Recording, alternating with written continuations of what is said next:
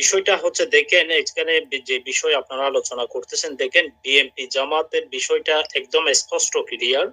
যেমন মেসেজটা হচ্ছে দেখেন বিএনপি জামাতের ভিতরে একটা প্রতিযোগিতা থাকতে পারে, কারণ তারেক রহমানের স্পষ্ট বক্তব্য আপনারা বারবার শুনতেছেন, হয়তো আগামীতে একটি জাতীয় ঐক্য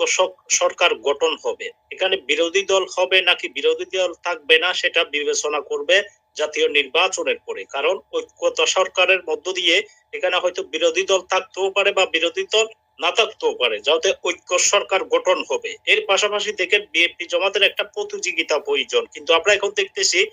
বিএনপি জামাতকে কেন্দ্র করে বিভিন্ন প্রতিহিংসার সাথে পা বাড়াচ্ছে দেশের মানুষগুলো, রাজনৈতিক দলগুলো কিন্তু প্রতিহিংসার সাথে কেন এই পা বাড়াচ্ছে, এটা থেকে বিরত থাকতে হবে। কেননা তৃতীয় ব্যক্তি যারা আছে বা আওয়ামী দূষণ যারাই আছে তারাই কিন্তু এই